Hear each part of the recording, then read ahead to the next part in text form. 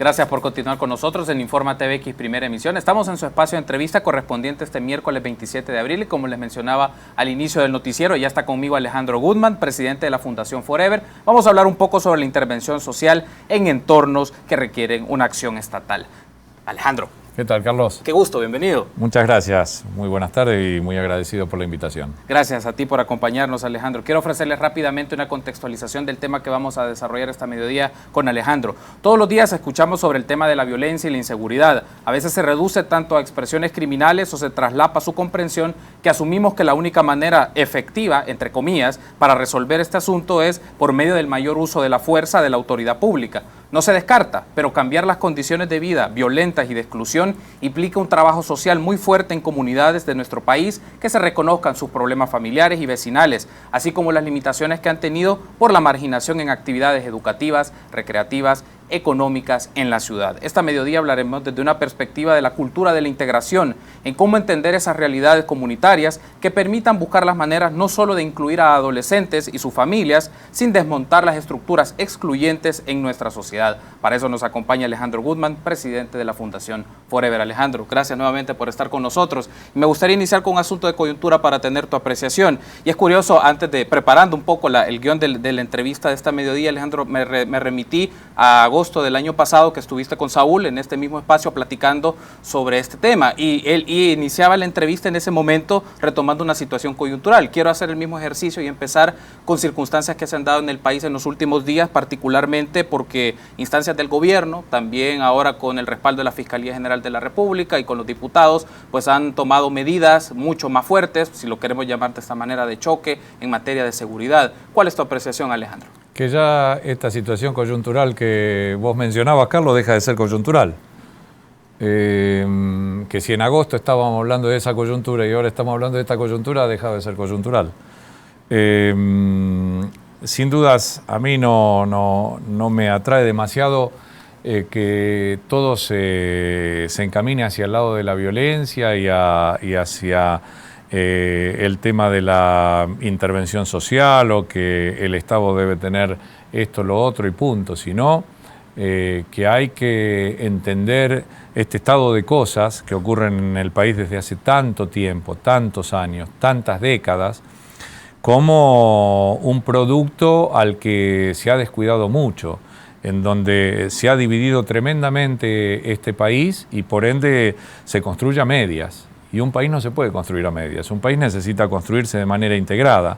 Entonces, si bien ha crecido en un estado de ha surgido un estado semiabandónico desde hace tanto tiempo en el país, responsable de tantas cosas y gobiernos también responsables de tantas cosas, hay una sociedad también que es muy, muy responsable con sus instituciones, de que el funcionamiento del país sea el que es. Entonces las coyunturas ya han dejado de ser coyunturas. Y encontramos empresas alejadas de una realidad y de participar muchísimo más en el desarrollo del otro 50% del país o universidades que han crecido de algún modo dándole la espalda a gran parte de su pueblo, o escuelas que han crecido casi de manera absolutamente debilitadas y muy poco fortalecidas y acompañadas, con un sistema de salud en el que pocos creen, producto de años y décadas, ¿no? Gente que ha crecido con tantas y tantas dificultades, familias que se unen y se desunen con tanta facilidad, que bueno, hoy nos encontramos con todo esto no casualmente.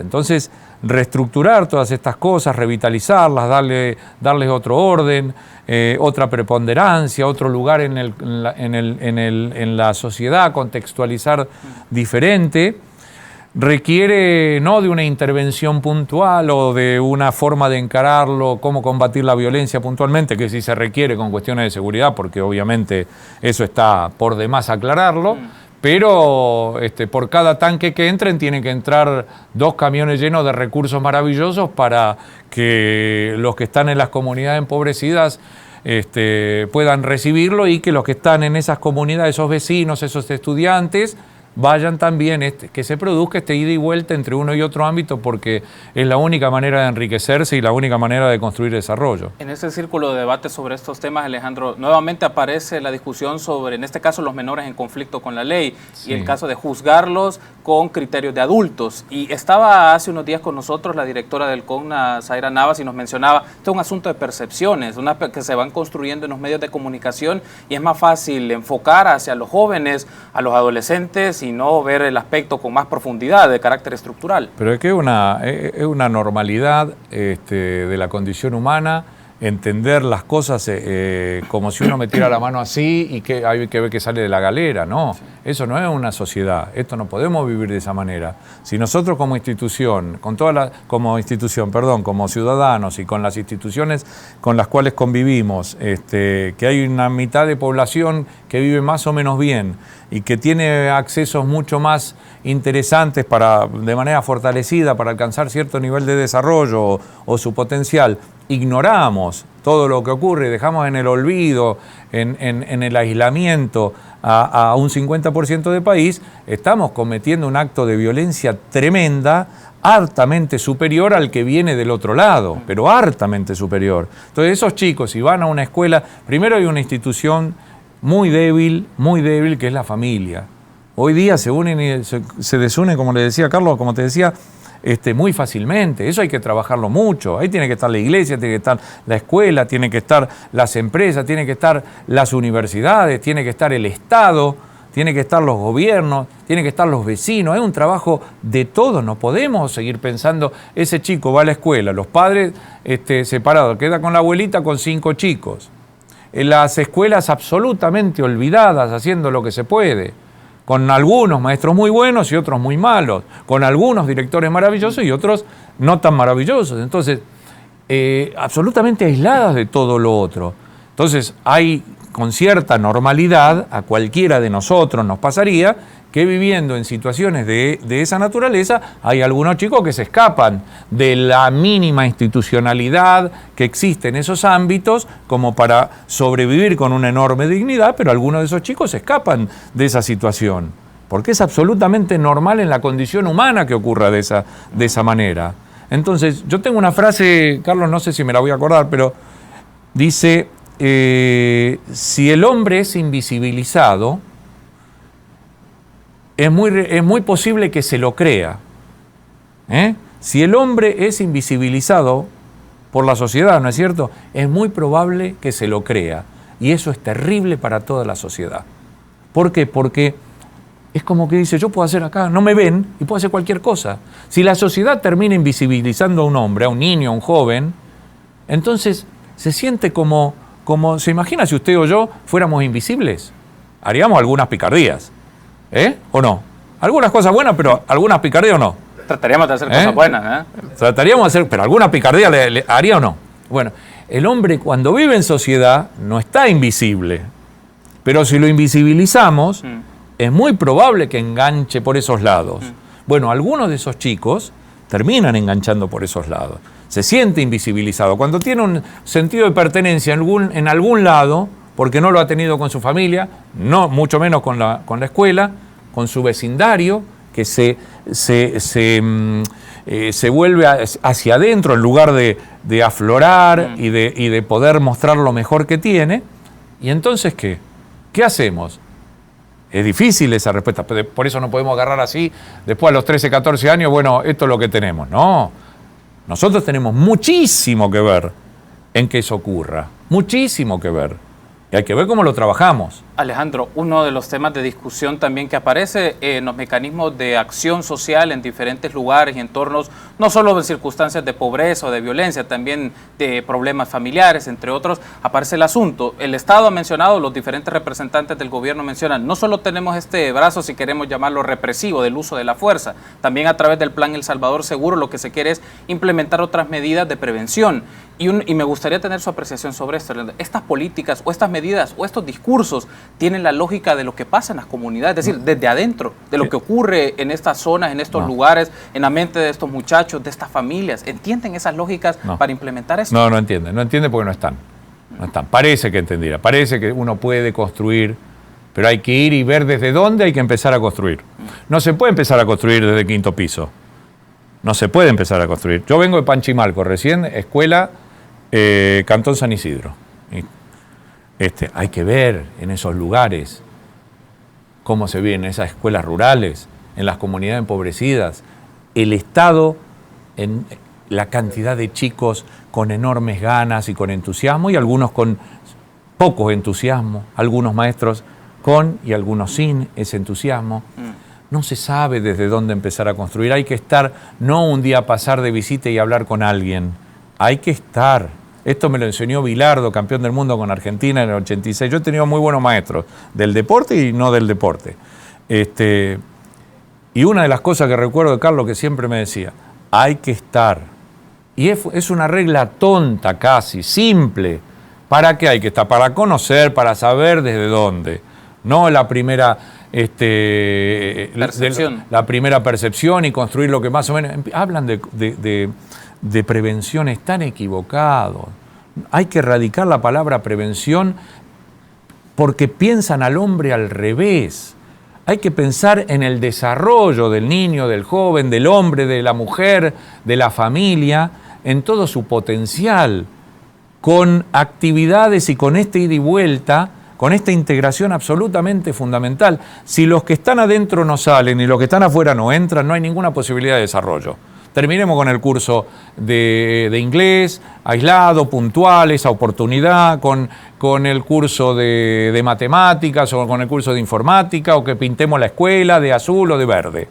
Terminemos con estas cosas aisladas y pensar en oportunidad y en estas cuestiones de prevención, que son las más fáciles. Son las más fáciles. Hay que ir y conocer y hay que construir. Miren, nosotros acabamos de construir una casa, la inauguramos, Casa de la Integración, ¿no? Allá en Soyapango. Hay que hacer 200 en todo el país.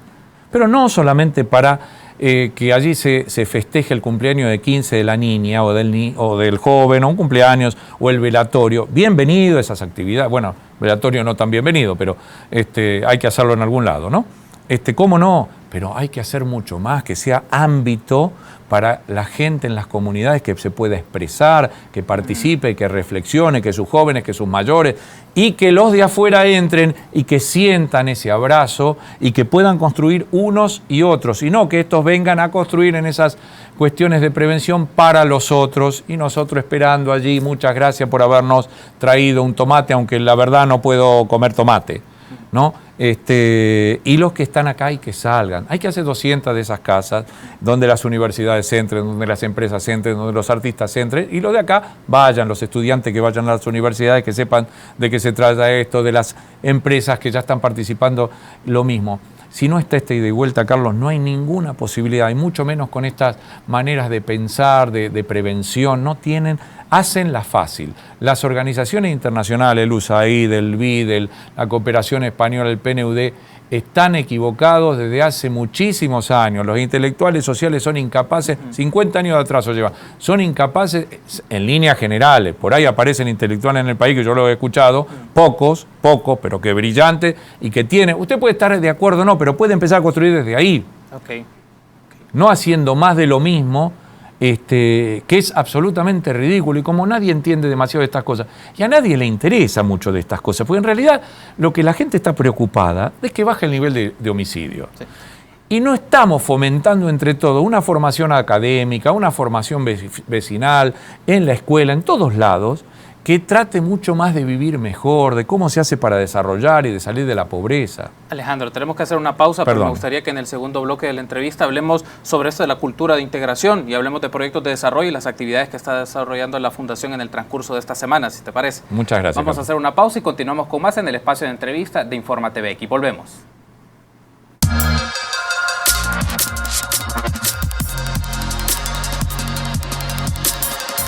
Gracias por continuar con nosotros en Informa TVX Primera Emisión. En su espacio de entrevista este miércoles 27 de abril me acompaña Alejandro Goodman, presidente de la Fundación Forever, y estamos hablando de intervención social en entornos en condiciones de pobreza. Alejandro, gracias por continuar con nosotros. Y siguiendo con la pista de esta discusión, de esta plática que tenemos en entrevista, hablemos un poco sobre, hay dos variables que tiene la Fundación Forever, son parte de sus proyectos, son parte de su paradigma de trabajo, la cultura de la integración y el desarrollo.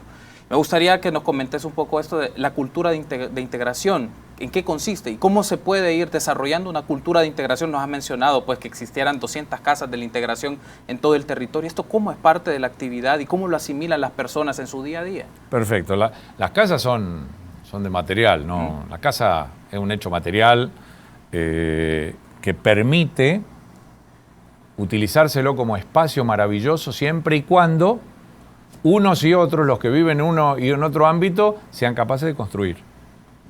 Entonces ahí uno optimiza esa casa de la integración. Esa casa florece. Esa casa es una extensión de la geografía de los ámbitos que están en uno y otro ámbito. No por tener un espacio y punto, y acumular una cantidad de actividades allí sin sentido. No. Mal que mal, siempre sirve hacer breakdance, como vos me apuntabas bien antes que nada, siempre es bueno que el chico pueda jugar un poco a la pelota, que la chica o el chico puedan hacer breakdance, o que la chica también pueda jugar a la pelota. Bueno, distintas actividades. Pero si a eso le damos un sentido, un objetivo de vida, una construcción permanente y que jamás, como un proceso que jamás termine, es muy probable que vivamos muchísimo mejor. Por ejemplo, nosotros hemos desarrollado, digo nosotros, las distintas instituciones del país, los salvadoreños, han desarrollado un programa de la educación, por la educación de la cultura de la integración. Educación por la cultura de la integración. Hoy ya participan 10 universidades del país y distintas escuelas técnicas. Empezamos hace 5 años, porque empezamos hace 12, ¿no? Pero era antes Fútbol Forever. Después nos dimos cuenta que no alcanzaba con toda esa historia, entonces hicimos un giro importantísimo y hace 5 o 6 años empezamos con este programa. Empezó siendo la universidad pedagógica la única que de alguna manera estaba más, cambió el acceso al ingreso universitario, el acceso a la universidad. Eso es un cambio en la educación maravilloso que prácticamente pasó inadvertido en el país y que debería tratarse con una profundidad mayor a la que normalmente se trata.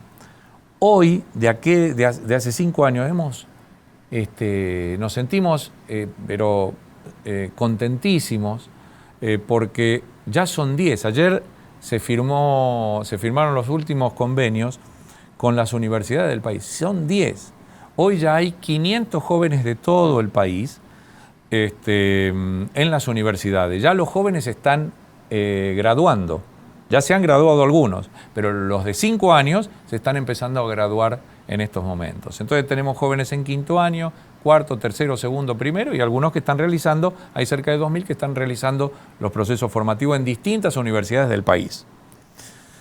Y hoy ya anhelamos que el 15% o 20% de las escuelas, del país, eventualmente ingresen a la universidad y el 15% a 20% ingrese a las escuelas técnicas. ¿Te imaginas lo que significaría para el país que un 40 o un 50% de sus jóvenes ingresaran a uno u otro ámbito? Esto representaría una revitalización extraordinaria en la escuela, en las comunidades, en las universidades, en las empresas. Alejandro, has mencionado el rol importante que tienen las universidades como un actor de su sociedad. ¿Consideras tú que en los últimos años ha existido un divorcio entre la relación de universidad con territorio, universidad con comunidades específicamente? Sí. Yo creo que desde hace muchísimas décadas Latinoamérica en líneas generales tiene ese divorcio, en líneas generales, y El Salvador definitivamente lo mantuvo durante muchísimo tiempo. Hoy ver que hay 10 universidades cambiando un sistema de ingreso, o sea, hay un reemplazo, Carlos, esto ha pasado medio ahí, ¿no? Sin embargo, a pesar de que los medios como nos dan una oportunidad magnífica de poder contarlo, no se ha detenido a profundizar, a reflexionar sobre esta temática. Hoy hay un cambio profundo en la educación del país que está ocurriendo a partir antes del sistema de becas, todavía sigue vigente, el sistema de becas, que está 50 años atrasado, de elegir a lo mejor de cada clase, de cada escuela, y los otros 39, si es un curso de 40, que les vaya muy bien en la vida, seguirán participando, se produce el embudo cuando terminan el bachillerato y se quedan viviendo en una economía de la informalidad, en el mejor de los casos, no tienen acceso ni a un ámbito, al otro ámbito, etcétera, etcétera, ni a la universidad, ni a la salud, ni a la empresa, etcétera. Hoy hay todo un proceso formativo que se desarrolla en las escuelas en donde se cumplen 11 actividades después de hora de clase y sábados y domingos, son 11 actividades, y que eso, una vez que el joven lo cumple, puede ingresar a la universidad. Hoy solamente el 5% de esos 500 ha desistido, ha abandonado la universidad. Normalmente el 50% de los jóvenes, aquellos que pagan la universidad, abandonan. Fíjese, estos no son los mejores alumnos. Son todos los alumnos que han cumplido, se tienen que sacar un 7 en la escuela, tienen que cumplir otros 10 requisitos y actividades, tienen que trabajar duro, pero son los chicos normales, no el 10, como tradicionalmente se trabaja en el sistema de becas. Reemplazar un sistema de becas por un sistema de continuidad académica. Lo voy a decir yo, estas son palabras que yo mencioné. Es un esquema de privilegios, Alejandro, porque de la manera en como usted lo plantea, claro, solo privilegiados pueden llegar a estudiar y llegar hasta el nivel universitario, cuando la constante debe ser que todos tengan el derecho pero absolutamente. Es que se ha creado un sistema de becas, no solo absolutamente ineficiente, ineficaz, sino absolutamente injusto. O sea, solo aquel o aquella que puede sacarse el 10 o el 8 en la PAES tiene, en el mejor de los casos, vuelvo a repetir, siempre y cuando alguna organización bendita o alguna fundación maravillosa nos diga, a este sí lo vamos a trabajar y los otros Dios los ayude, sigan participando, ¿no? Porque en esta vuelta no les tocó, en esta vida no les va a tocar. Alejandro, has mencionado otros actores que están involucrados en la dinámica de prevención de la violencia, de diferentes políticas públicas. Y es el rol, por ejemplo, pienso, cooperantes, gobiernos locales, gobierno nacional, empresas. Quiero retomar unas ideas. Hace unas semanas estuvo con nosotros Ibis Lino, que él trabaja en una organización comunitaria en la zona sur de San Salvador. Y él me decía una idea más o menos parecida. Es que está un asunto, una cosa es la teoría, lo que se piensa, y otra cosa es la práctica. Es lógico. Y consideras que no ha existido ese punto de encuentro. No. Teóricamente se pueden formular proyectos de intervención para el desarrollo. Se ha dado una fuente de financiamiento bastante fuerte, cientos de miles, si no decir millones de dólares, pero en la práctica vos no ves impacto en las condiciones de vida de la gente. Carlos, cientos y cientos y cientos de millones de dólares. ¿Sabe cuánto costó la casa de la integración? 55 a 60 mil dólares. No hagamos más proyectos de 3, 4, 5 millones de dólares, por el amor de Dios. Hoy necesitamos algo mucho más práctico, algo que realmente revitalice, transforme. Y otro tema relacionado con siempre se dice hay que estudiar la educación, claro, muy importante, pero ¿qué es lo que hay que estudiar? ¿O creemos que ya está todo escrito en piedra o en esos libros y se acabó? Hay un montón de conocimiento esperando ser descubierto. Ayer se lo decía a los jóvenes, había todo un auditorio lleno en el Teatro de la Maferrer, que hicimos esta conferencia, y donde le decía, muchachos, mire que hay un montón de conocimiento ahí esperando ser descubierto. Ustedes que necesitamos se formen distinto profesionalmente, vayan y descúbranlo. Porque toda esta temática de la pobreza se conoce la puntita del iceberg. Por eso es muy fácil escribir proyectos y que nos suenen bien a todos, porque tienen lógica, pero no aguantan en la realidad, no los aporta esa realidad, porque empiezan a construir el quinto. Y como además nosotros no somos ni participativos en esta dinámica, ni fiscales. Entonces, hablamos de 10 millones o 100, es lo mismo. Pasamos en la noticia, usted pasa en la noticia. Mire, van a donar 10 millones o 50 millones, es igual. La gente ni se detiene porque dice, qué bien, van a hacer esto, van a hacer... No hay profundidad. Los intelectuales viven para sí mismos. Los políticos ni le cuento. Viven entre ellos y tienen sus propias peleas, enajenados de toda la realidad. Van una vez cada tanto, firmamos, nos sacamos ponemos la mejor sonrisa, esto que ya todos conocen, y después empezamos a debatir sobre cuestiones que no sé ni de dónde salen. No sé ni de qué tú hablas. Hay una anécdota no sé, ya tenemos poco tiempo, no quiero ahondar, pero aprovechemos que tiene para decir la anécdota. Bora Milutinovic es un técnico muy famoso, dirigió en 5 mundiales y es muy amigo. Entonces Bora, que dirigió Estados Unidos, México, Costa Rica, China y Nigeria, un día yo le pregunté algo sobre Nigeria y le digo, Bora, ¿por qué no pone al 8 en vez de al 10? Por decir me dice, y me mira y me dice, pero ¿de qué tú hablas? Así. Eso fue todo lo que dijo. ¿Qué yo sabía de la cultura nigeriana? ¿Cuántos entrenamientos yo vi de la selección de Nigeria? la convivencia, el armado del equipo, cómo responde, ¿me entendés? Cuando yo veo a los políticos o a las organizaciones internacionales, me acuerdo siempre de mi amigo Bora y digo, ¿pero de qué tú hablas? ¿Qué idea tienen? Que hay que cambiar un poco todo ese conformismo y toda esa tranquilidad y ese confort y eso construir que la agencia internacional sea el centro de todo. Hay que descentralizar, hay que empezar a participar de otra manera, hay que construir unos y otros, hay que acompañar toda esta integración. Hay que acompañar toda esta integración, no ser los ejes centrales por el cual debe transitar ese supuesto a prevención y desarrollo, que vayan, hay un ejercicio que tienen que hacer, que miren, agarren la agenda, en vez de la del 2017, que agarren la de 2015, que miren, que hagan así. ¿Hoy qué día es? ¿Hoy qué día es? Carlos, dígame. 27. 27. Miércoles 27. Miércoles 27. Miércoles 27 de abril de 2015. Fuimos a inaugurar el proyecto Pirulo. Ok, ¿en dónde? Allá en Santa María. Fenómeno, vamos a Santa María. ¿Qué pasó? ¿Cuánto invertimos? X cantidad de dólares, cientos de miles de dólares. ¿Hubo algún cambio? No, nos equivocamos. Alejandro, esta mención que usted ha hecho, y cierro con esto la entrevista, el tiempo se nos ha ido, pero nos da para más, una plática muy interesante, es el impacto, evaluar impacto de programas y de proyectos, que creo que como sociedad eso nos falta. Hacemos, ejecutamos muchas cosas, pero no evaluamos los resultados de lo que hacemos. Pero creo que eso, y esa es la idea que creo que debe de quedar en nuestros amigos y amigas de la audiencia, ¿no? Que lo que se hace debe tener una implicación y una transformación de la vida, de las condiciones de vida de la gente. Si con todos los recursos que existen no somos capaces, entre ellos el conocimiento, no somos capaces de transformar, entonces ¿para qué? Así que, Carlos, le agradezco mucho, te agradezco Alejandro, mucho, a usted por el tiempo, como siempre, muy venir. amable. Un gusto por habernos acompañado. Estuvo con nosotros Alejandro Gutman, presidente de la Fundación Forever. Permítanos una pausa, continuamos con más en Informa TVX, primera emisión. Volvemos.